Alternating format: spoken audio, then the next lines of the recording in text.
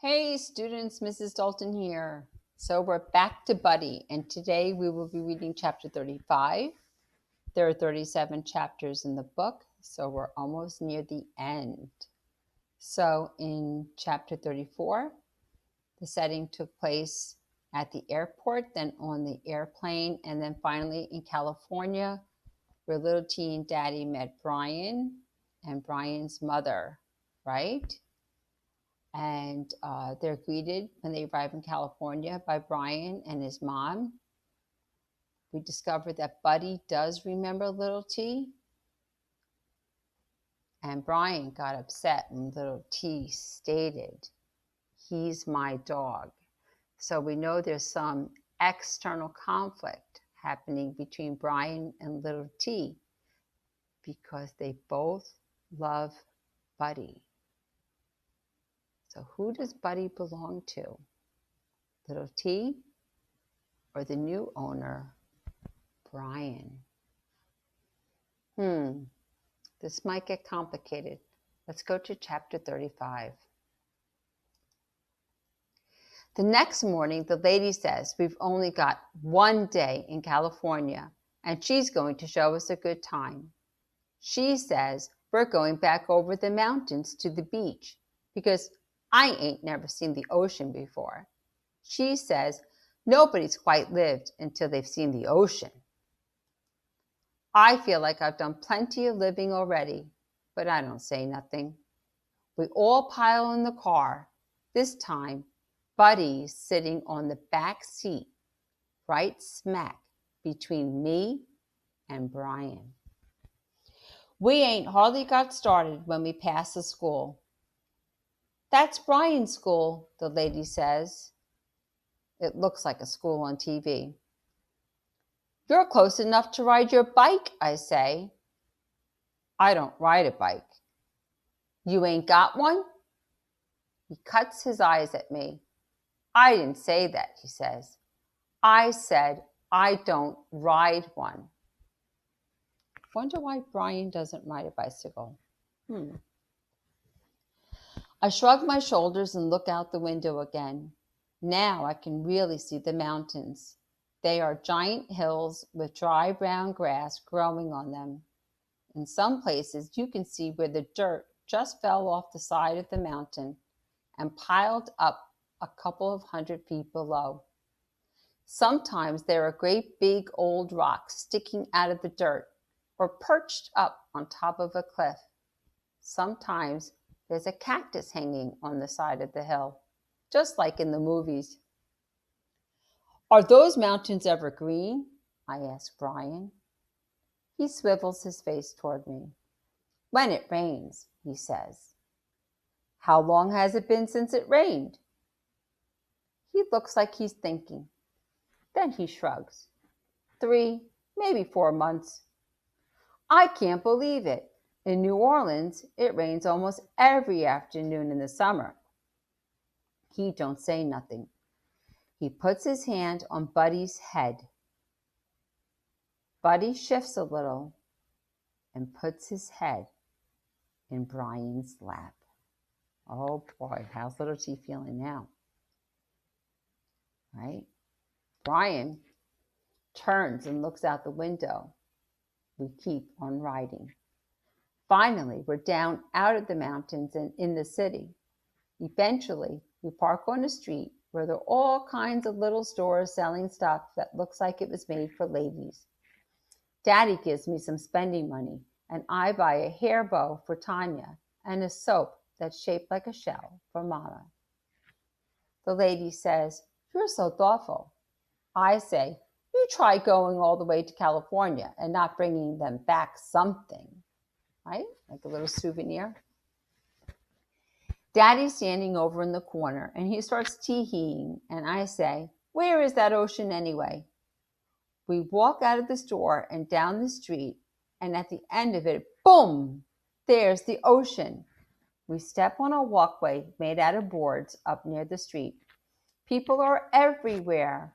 Then there's about a mile of sand before you get to the water. Then the land just stops, and there ain't nothing but water.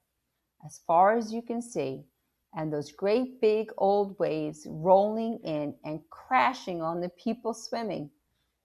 I'm standing there all amazed, and Daddy's humming beside me when Buddy takes off running across the sand. And then I'm even more amazed. I ain't never seen him run before. Not once. Brian goes running after him. They're chasing up and down. The lady says, "Little T, why don't you go with them?" So I step off the walkway into the sand. I walk and walk and walk. They're running back and forth.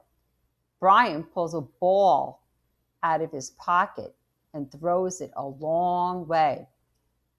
Off Buddy goes, racing after it. He brings it back to Brian, and Brian throws it again. Aha. So Buddy and Brian have a good relationship and they play catch together. Finally, I get all the way down to them. Brian squatting down and rubbing Buddy's neck. He looks up at me. "When Buddy first got here," he says, "he was afraid of the water." Brian stands up and throws the ball. Buddy goes flying after it. "He just laid down in the sand when we came to the beach," Brian says. "And look at him now. He loves it." "It's the sound," I say. "That ocean's so loud." "Loud?" Brian says. I nod. Brian turns and looks toward the water. "I never thought of that," he says. "It just sounds like ocean to me." "It sounds like roaring," I say. "It sounds like a hurricane." Buddy's back with the ball. Brian takes it out of his mouth. It's all slobbery. "You throw it," Brian says. I swing back and throw that ball way off down the beach.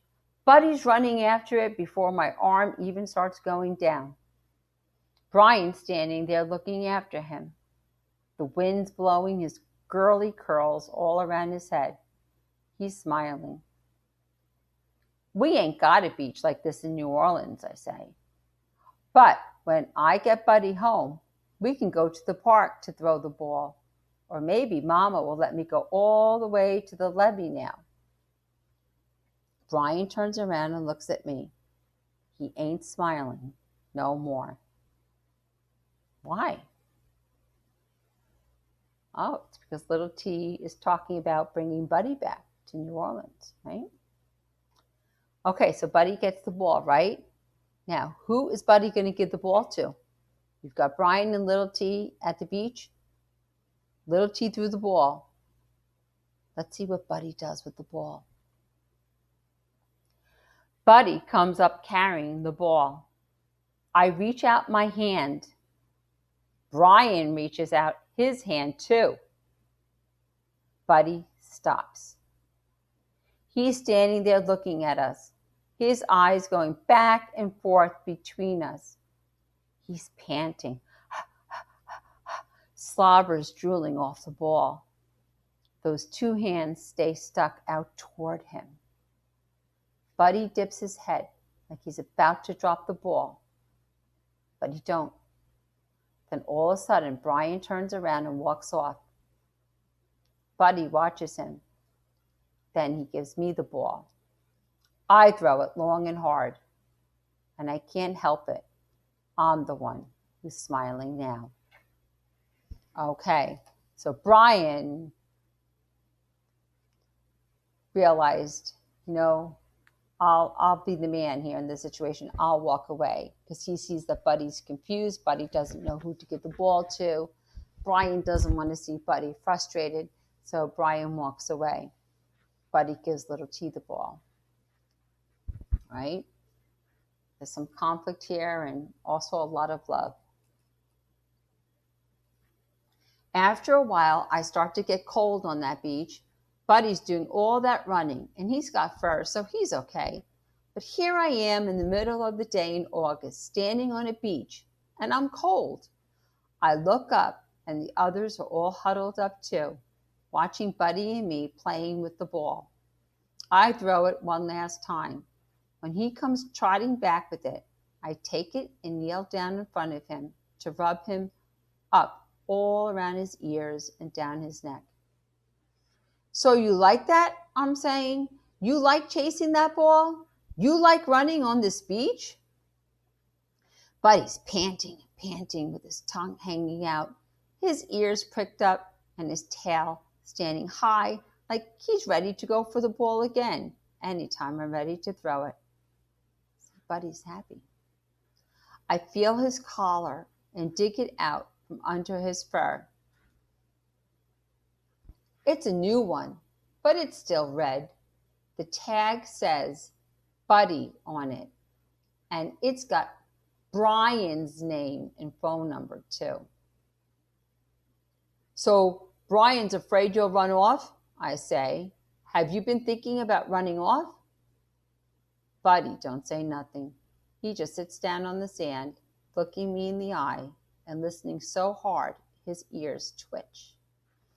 I hold his face between my hands and rub under his ears with my fingertips. You were thinking about coming to find me, weren't you? I say, like those dogs do in the movies, all the way across the mountains. Buddy still don't say nothing, but he keeps looking straight at me with his big old brown eyes, just as soft as always. I'm thinking he wishes he could tell me all about it, all about how he was going to jump out the window of that California house, how he was going to cross the mountains and trot along the side of the road for weeks and weeks, how one day he was going to come down our street and then there I'd be, waiting for him, just like he'd always waited for me. That would be a fool thing to do, Buddy, I said. I'm glad you didn't try. I'm rubbing the top of his head. I'm stretching his eyes way open like Grandpa T used to do, and that caterpillar eyebrow is climbing up his forehead. I let go, and it eases back down where it belongs. Or maybe, I say real soft, maybe you weren't thinking about coming back to me at all. Maybe you're mad at me because I left you behind. I can see in Buddy's eyes. He remembers that bathroom. Were you scared, I say, when that storm came and there wasn't nobody there but you? Buddy dips his head and whines a little bit. They made me do it, I say. Daddy and Mama and Grandpa T. Buddy lifts up his white paw and pats me on the knee. I was going to stay, I say. I was going to make soup for Mrs. Washington. I was going to... Buddy, Then I'm wrapping my arms around his neck and rubbing my face in his soft, soft fur.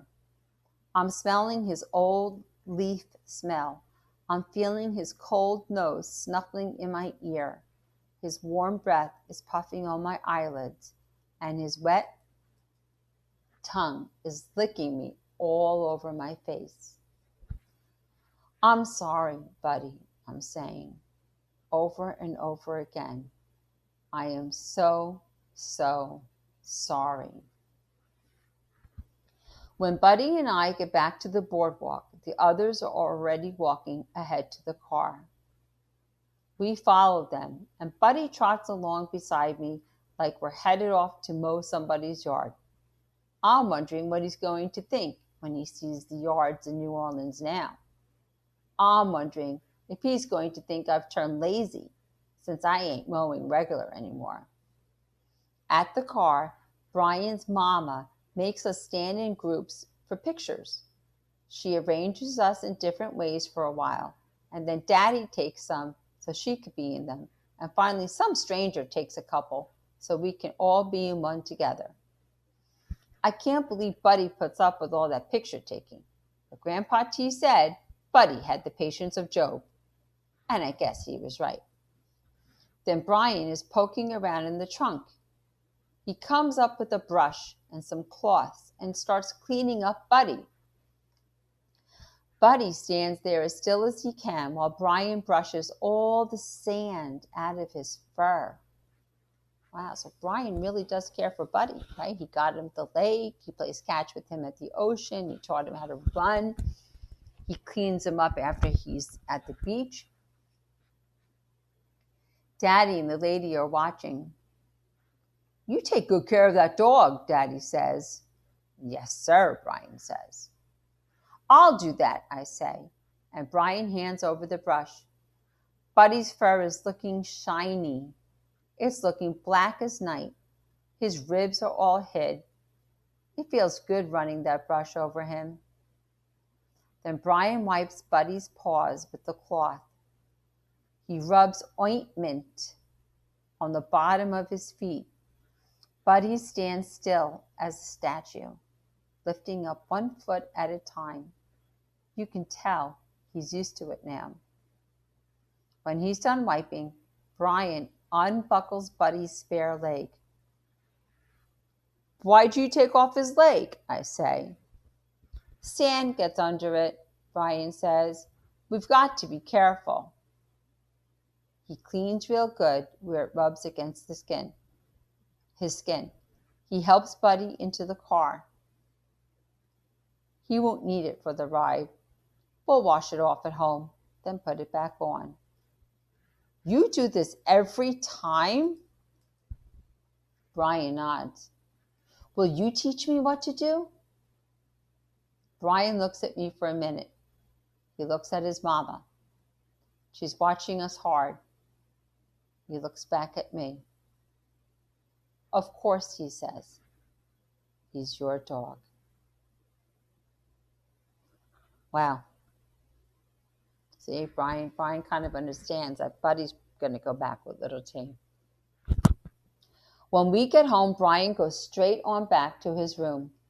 The lady offers us a cold drink, and I'm thirsty, so I say, "Yes, please."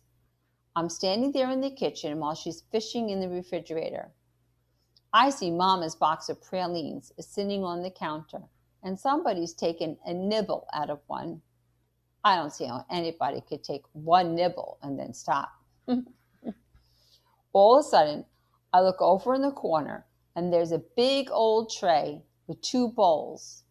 One's got water, one's empty. Both say Buddy on them. Somebody painted them special. The lady stands up and hands me a cold drink. She hands Daddy a beer. "Look at those bowls, Daddy," I say. Daddy looks at the bowls too. He looks at me. He looks at the lady. "You've done a lot for Buddy," he says. "He's a special dog," she says. "Did you get him that new leg yourself?" Daddy says. She nods. "Brian insisted." "All those homeless dogs," Daddy says. "Why did you choose Buddy?" "Brian loved him." Out of all the homeless dogs that they saw in the shelter in California, Brian chose Buddy. Okay? This is complicated.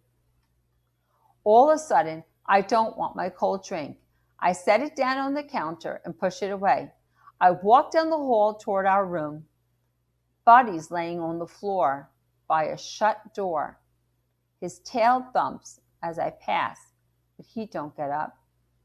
I go in my room and close the door. It's a long time before Daddy knocks. It's already getting dark. "Did that trip wear you out?" he says. I guess. He sits down on the edge of the bed. "She's firing up the grill," he says. "She's cooking us a steak." I don't say nothing. "What's the matter, son?" I turn over and look at him. "Brian loves Buddy," I say. Daddy looks out the skinny little window to one side of the room. "What did you expect, little T?" he says.